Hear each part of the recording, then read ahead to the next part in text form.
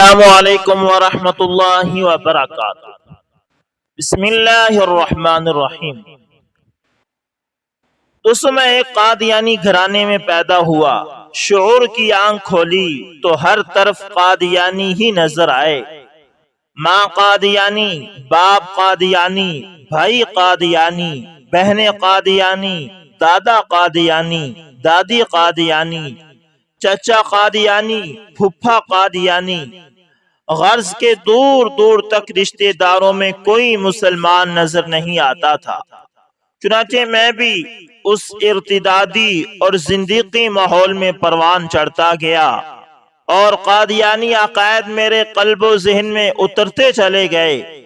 14 سال کی عمر کو پہنچنے تک میں مکمل قادیانی بن چکا تھا، بلکہ اب میں اپنے ہم عمروں کو گھیر کر جماعت کے کفریہ پروگراموں میں لے جاتا اور انہیں قادیانی بنانے کی کوششیں کرتا۔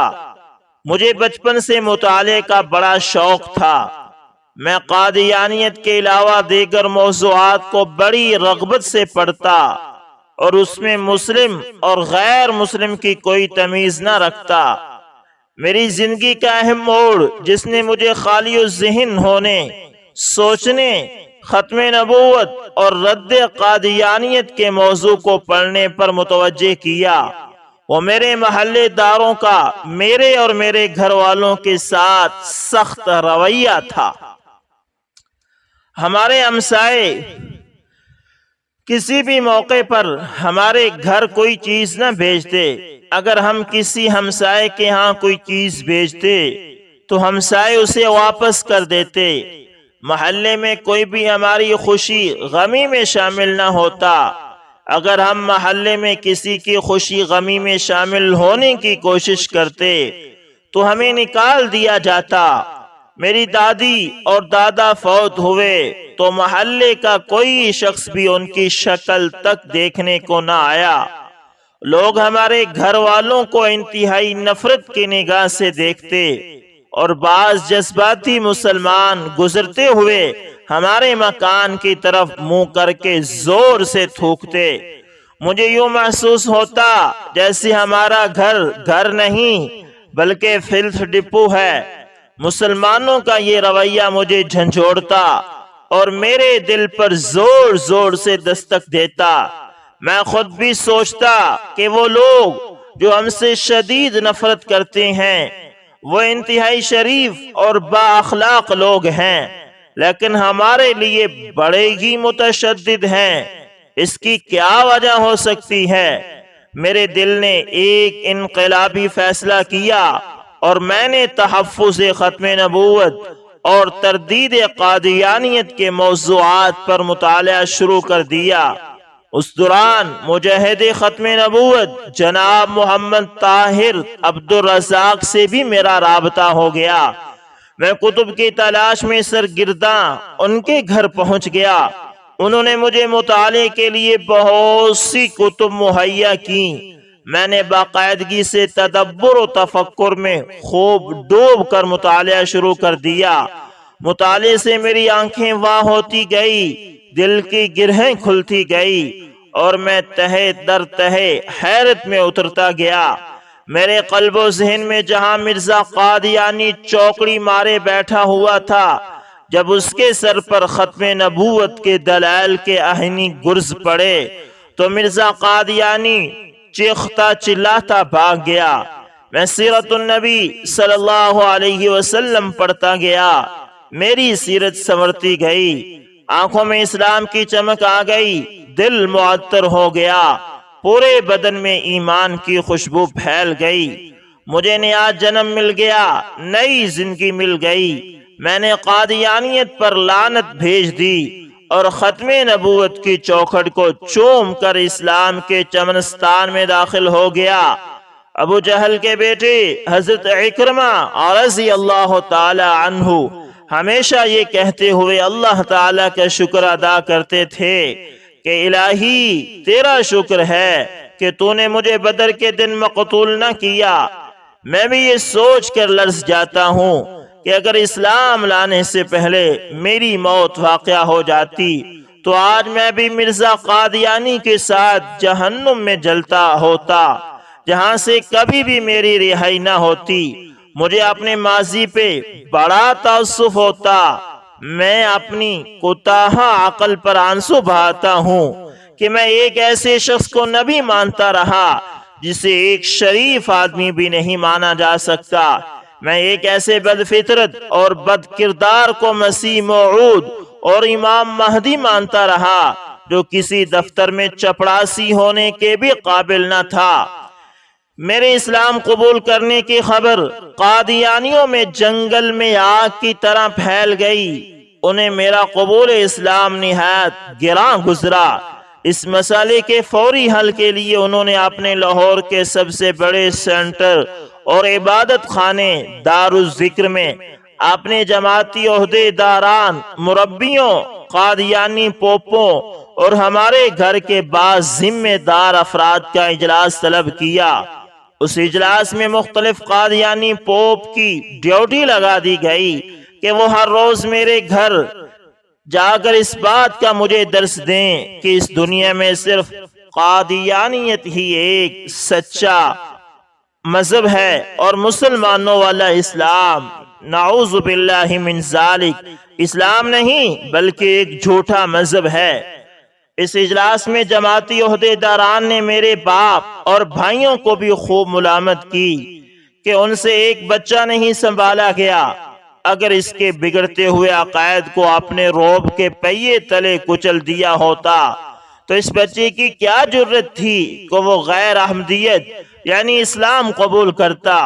لہٰذا میرے باپ اور بھائیوں کی یہ سزا تجویز کی گئی کہ انہیں یعنی مجھے اب ہر صورت میں قادیانیت کے کالے کنویں میں دوبارہ دھکیلنا ہوگا، چاہے اس سلسلے میں انہیں سخت سے سخت اقدامات کرنا پڑیں یا بڑے سے بڑا لالچ بھی دینا پڑے تو کوئی پرواہ نہیں۔ اجلاس کے فوراً بعد قادیانی پوپ اور ہمارے گھر والوں نے اپنے مشن کا آغاز کر دیا۔ اب ہر روز ہمارے گھر میں کوئی نہ کوئی قادیانی پوپ آتا اور مجھے یہ سمجھانے کی سر توڑ کوشش کرتا کہ قادیانیت ایک زندہ مذہب ہے جس کا نام اسلام ہے اور مسلمانوں والا اسلام ایک مردہ اسلام ہے، نعوذ باللہ من ذالک۔ اب جس نے نجات کا لباس پہننا ہے وہ پہلے مرزا قادیانی کو اللہ کا نبی اور رسول مانے، تب اسے جنت ملے گی، وگرنہ وہ کافر اور جہنمی ہی رہے گا۔ مجھ سے جہاں تک ممکن ہوتا میں قادیانی پوپ کو اسے اس کی خرافات کا جواب دیتا اور وہ کوئی بات بنتی نہ دیکھ کر واپس چلا جاتا۔ ایک طرف قادیانی پوپ میرے ایمان کے ننھے پھولوں کو مسلنے کی کوششوں میں مصروف تھے تو دوسری طرف ہمارے گھر والوں کے بدلتے رویے بپھری ہوئی آندیاں بن کر میرے دل میں ختم نبوت کے روشن چراغ کو گل کرنے کی جد و جہد میں سرگرم عمل تھی۔ اس سلسلے میں کبھی تشدد کے حربے استعمال کیے جاتے تو کبھی لالچ کے ہتھیاروں سے کام لیا جاتا، کبھی بائیکاٹ کا خوف دلایا جاتا تو کبھی جائیداد سے آگ کرنے کی دھمکیاں دی جاتی، لیکن اللہ رب العزت کی عطا کردہ ثابت قدمی کے پہاڑ کے آگے ان ارتدادی آندھیوں کا کوئی زور نہ چلتا اور میرا ایمان مزید قوی سے قوی تر ہوتا چلا جاتا۔ میرے مسلمان ہونے کے بعد میرے والد نے بڑے بڑے مربیوں کو بلا کر مجھے قادیانیت میں واپس لانے کی سر توڑ کوششیں کی، لیکن میں مناظرے میں ہر مربی کو چانوں شانے گرا دیتا۔ میرے دلائل کے سامنے مربیوں کو سانپ سونگھ جاتا اور وہ یوں چپ ہو جاتے جیسے لبوں پر مہر سکوت لگا دی گئی ہو۔ جب درجنوں قادیانی مربی تہس نہس ہو گئے تو ایک دن میرا والد لاہور کے سب سے بڑی مربی کو بلا لایا۔ مناظرہ شروع ہوا۔ میں نے مربی سے پہلا سوال کیا، آپ کبھی سینما دیکھنے گئے ہیں؟ سینما دیکھنے تو عیاش اور بدماش لوگ جاتے ہیں، میرا کیا کام؟ مربی نے جواب دیا، میں نے اسے فوراً مرزا قادیانی کے نام نہاد صحابی مفتی صادق کی کتاب ذکر حبیب دکھائی، جس میں لکھا تھا کہ مرزا قادیانی لعین، کذاب، بے ایمان سینما دیکھنے جاتا تھا۔ یہ حوالہ دیکھ کر مربی کا رنگ زرد پڑ گیا، ہونٹ خشک ہو گئے، ماتھے پر پسینہ آ گیا۔ وہ اٹھا اور میرے والد محترم سے کہنے لگا، یہ کیس بہت خراب ہو گیا ہے اور آپ کا بچہ ناقابل اصلاح ہے، یہ کہا اور چیف مربی دم دبا کر بھاگ نکلا۔ وہ فکر جس کے باعث میرے ماتھے پر تشویش کی سلوٹیں پڑتی اور میں راتوں کو بے چینی سے لبریز کروٹیں بدلتا، وہ یہ تھی کہ کسی طرح ہمارے گھر والے، خصوصاً میری زندگی کی سب سے عظیم ہستی میری پیاری ماں، اسلام کے مہکتے گلستان میں داخل ہو جائیں اور جہنم کے بھڑکتے شعلوں سے بچ جائیں۔ چنانچہ میں نے ہمت کر کے سب سے پہلے اپنی پیاری ماں کو اسلام کی دعوت دینی شروع کی۔ ایک تو وہ پہلے ہی مجھ سے ناراض تھی اور دوسرا اس دعوت کی وجہ سے مزید ناراض ہو گئی، لیکن میں نے بھی ہمت جاری رکھی اور انہیں قادیانیوں کی کتابوں میں چھپے ان کے کفریہ عقائد سے مسلسل آگاہ کرتا گیا، جن میں مرزا قادیانی کو محمد الرسول اللہ، اس کی بیہودہ گوئیوں کو وحی اللہ، اس کی فضول باتوں کو حدیث نبوی، اس کی غلیظ حرکتوں کو سنت رسول، اس کی فاحشہ بیویوں کو امہات المؤمنین، اس کے گمراہ خاندان کو اہل بیت، اس کے بد کردار ساتھیوں کو صحابہ کرام، اس کے درندہ صفت خلفاء کو خلفاء راشدین، اور اس کے گندے شہر قادیان کو مدینہ منورہ اور مکہ معظمہ سے بھی افضل لکھا گیا تھا، نعوذ باللہ۔ اس کا اثر میری پیاری ماں پر یہ ہوا کہ خدا کی رحمت سے وہ رفتہ رفتہ سمجھتی گئی کہ قادیانیت اسلام کے خلاف کتنا بڑا فتنہ اور فراڈ ہے۔ آخرکار انہوں نے میرے ہاتھ پر پوشیدہ طور پر اسلام قبول کر لیا اور مرزا قادیانی لعین، کذاب، لعنتی پر لعنت بھیج دی۔ الحمدللہ۔ قبول اسلام کے کچھ عرصہ بعد انہوں نے ایک خواب دیکھا کہ وہ اپنے ہاتھوں میں 2 آم پکڑے ہوئے ہیں اور ایک خوفناک قسم کی کتیا ان سے وہ آم چھیننے کی کوششیں کر رہی ہے۔ آپ دوڑ رہی ہیں اور وہ کتیا متواتر آپ کا پیچھا کر رہی ہے۔ دوڑتے دوڑتے آپ ایک چمنستان میں داخل ہو جاتی ہیں اور کتیا یہ دیکھ کر واپس مڑ جاتی ہے۔ یہ خواب جب میری پیاری ماں نے مجھے سنایا تو میں نے اس کی تعبیر انہیں یہ بتائی کہ آمبوں یعنی پھلوں سے مراد بیٹے ہیں اور کتیا سے مراد وہ قادیانی مبلغہ ہے جو ہمارے گھر میں ہمیں مرزائیت کی تبلیغ کرنے آتی رہتی ہے۔ وہ آپ کے اور آپ کے 2 بیٹوں کے پیچھے زیادہ پڑی ہوئی ہے کیونکہ اسے اسی طرف سے زیادہ خطرہ محسوس ہو رہا ہے، لیکن خدا تعالیٰ نے آپ کو اور آپ کے 2 بیٹوں کو اس کتیا یعنی قادیانی مبلغہ سے بچا لیا ہے۔ مجھے امید ہے کہ اللہ پاک آپ کی زندگی میں میرے ایک بھائی کو بھی اسلام کی دولت عطا فرمائے گا۔ اس خواب کے چند ماہ بعد اللہ تعالیٰ نے اپنی رحمت کے موتی میرے ایک بھائی کی جھولی میں بھی گرا دیے، جس سے میری پیاری ماں کا ایمان شہین بن کر بلندیوں پر اڑنے لگا۔ اللہ اکبر۔ وہ وقت میں کبھی نہیں بھول سکتا جب میری آنکھوں کے اشک ساری رات میری پیاری ماں کے سرہانے میں جذب ہوتے رہے اور خدا تعالیٰ سے یہ فریاد کرتے رہے کہ وہ انہیں میری بھی زندگی دے دے۔ انہیں دل کا شدید اٹیک ہوا تھا اور ڈاکٹروں نے نا امیدی کا اظہار کیا تھا۔ ساری رات میری پیاری ماں ہسپتال میں شدت درد سے تڑپتی رہی اور میں اکیلا ان کے سرہانے دعائیں کرتا رہا، لیکن افسوس کہ ان کی زندگی نے ان سے وفا نہ کی اور وہ مجھے اپنی ممتا سے محروم کر کے یوں ہی آہیں بھرتا ہوا چھوڑ گئی اور جمعۃ المبارک کی ایک صبح اپنے خالق حقیقی سے جا ملی۔ انا للہ و انا الیہ راجعون۔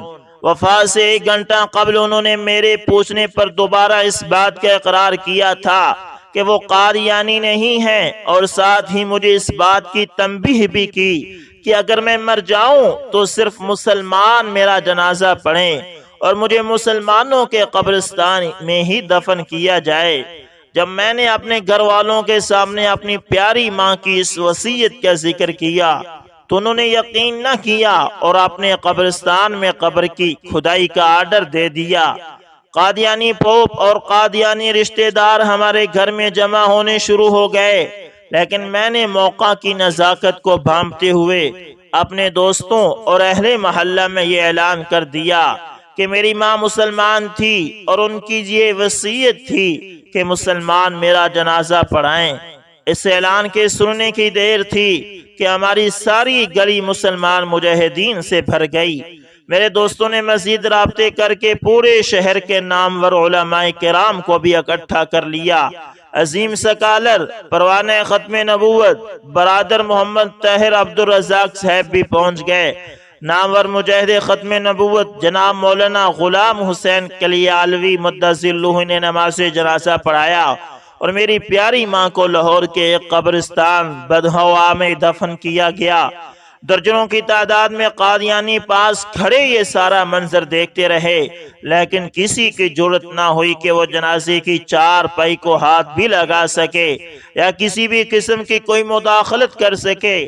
وفات کے بعد اکثر میری پیاری ماں مجھے میرے خوابوں میں نہایت خوشنما جگہوں پر ملتی رہتی ہیں اور یہ حوصلہ دیتی رہتی ہیں کہ میرے لال مرتے دم تک ہمت نہ ہارنا، مشکلات اور پریشانیوں سے کبھی مت گھبرانا اور اپنے گھر والوں اور دوسرے قادیانیوں کو دعوت و تبلیغ کرتے رہنا۔ اس سے اللہ تعالیٰ اور سرکار دو عالم خاتم النبیین صلی اللہ علیہ وسلم بہت خوش ہوتے ہیں۔ میری حیات مستعار میں ایک وقت ایسا بھی گزرا ہے کہ جب میں نے مرزا غلام احمد قادیانی کی تعریف میں ایک مضمون قلم بند کیا تھا، مرزا قادیانی سے میری عقیدت کیسی علمی سطح یا حقیقت شناسی کی بنا پر نہ تھی، بلکہ محض وراثت کی ایک اندھی تقلید تھی جس نے میری نگاہوں سے تصویر کے دوسرے رخ کو مکمل طور پر چھپا رکھا تھا۔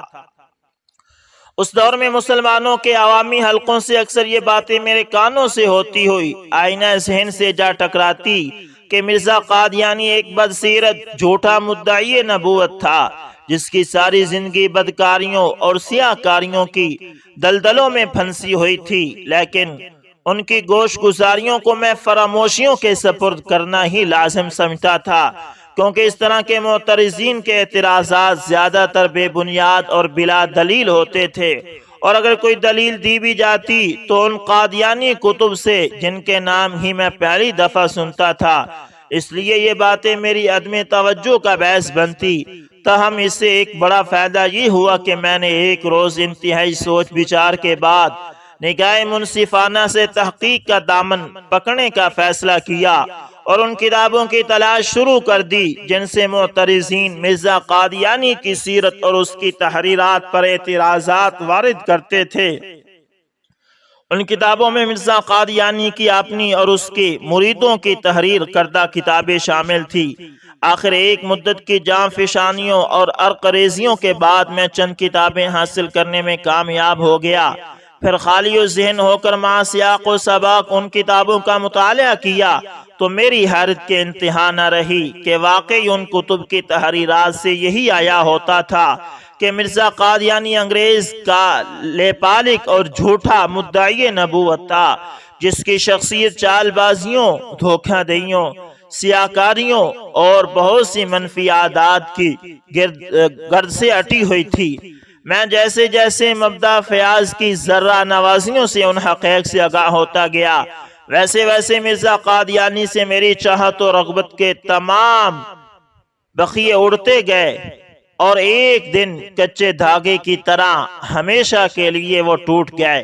میرے گلشن اسلام میں داخل ہونے کی ایک بڑی وجہ میرے وہ خواب بھی تھے جو میری دینی دلچسپی کے لیے چراغ راہ ثابت ہوئے۔ خاص طور پر ایک خواب تو مجھے اس دور میں آیا جب میں تقریباً 13-14 برس کا تھا۔ میں کیا دیکھتا ہوں کہ حبیب کبریا حضرت محمد مصطفیٰ صلی اللہ علیہ وسلم ہمارے محلے میں تشریف لائے ہیں۔ آپ صلی اللہ علیہ وسلم کے ہمراہ آپ کے چند صحابہ کرام بھی ہیں۔ حضور صلی اللہ علیہ وسلم اپنے دست مبارک میں پھلوں کا ایک دست اٹھائے ہوئے بعض گھروں میں پھل بانٹ رہے ہیں، لیکن جب آپ صلی اللہ علیہ وسلم ہماری گلی میں جلوہ افروز ہوتے ہیں تو پھل بانٹتے بانٹتے ہمارے گھر سے پچھلے گھر کے پاس ہی رک جاتے ہیں اور آگے نہیں بڑھتے۔ میں اپنے گھر کے دروازے میں کھڑا یہ دیکھ کر یک لخت پریشان ہو جاتا ہوں کہ حضور رحمت عالم صلی اللہ علیہ وسلم آگے تشریف کیوں نہیں لا رہے۔